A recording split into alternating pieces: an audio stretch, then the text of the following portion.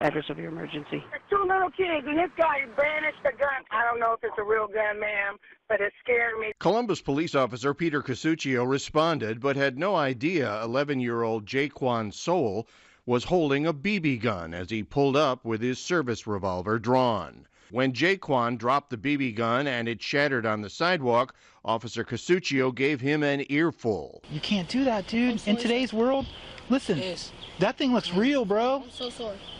You should be sorry, and you should be scared.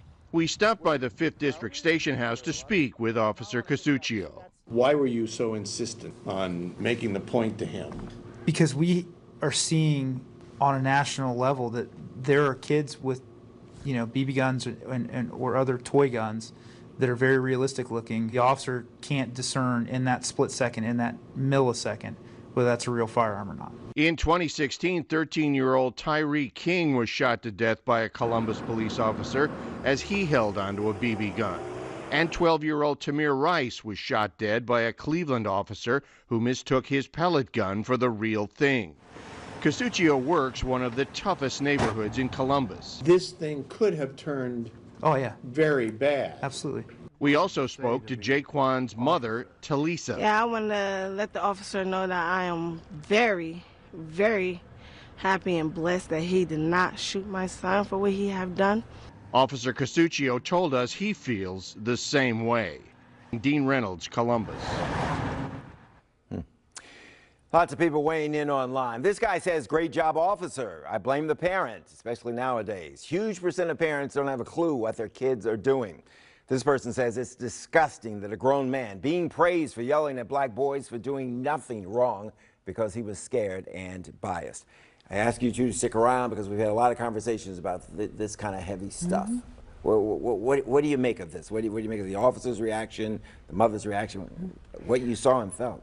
I think that it was largely positive, but I think there were a lot of things missing in the conversation.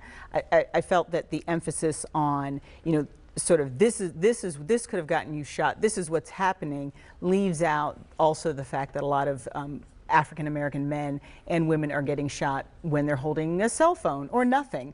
So, I think that it was largely good, but I think it was a little, too myopic. Right, Tim? I think we're lucky to have a good cop who comes out mouthing off a little bit at the kids rather than firing his gun. I mean, it's a very high intensity situation where this cop gets out and he thinks the kids might be armed, and there are a lot of problems with police and these situations, but I think we're real fortunate here to have a guy who thought with his head. Yeah, I was going to say, thank God we're having this discussion as opposed to the discussion we all know, we could have been having.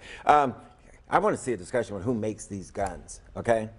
I want to see the discussions before somebody calls the cop, I'm afraid, and so the cop only has that information he's got, okay? So maybe we also need to talk to the person who called it in, you know what I mean? Did you try to engage the boys? Did you stop? Did you look? You know what I mean? You put them in jeopardy, in my estimation also. That's just me. There's bias all over the place, and it gets really ugly at this point when you really think about what people are thinking and where we are as a country. Talking about, we were just talking about dating being different.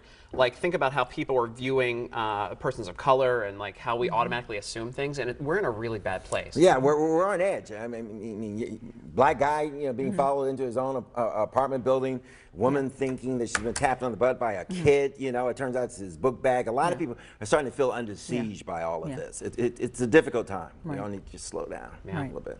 I don't think the officer yelled at them, though. That wasn't my perception. I felt like he spoke to them.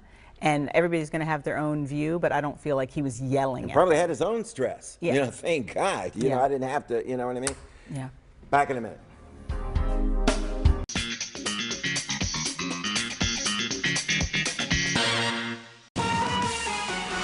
Roseanne's life after her TV death. It's the worst thing they could have possibly done to me. And our Big Bang behind-the-scenes exclusive. Next ET. Tonight at 7:30 on WUSA 9.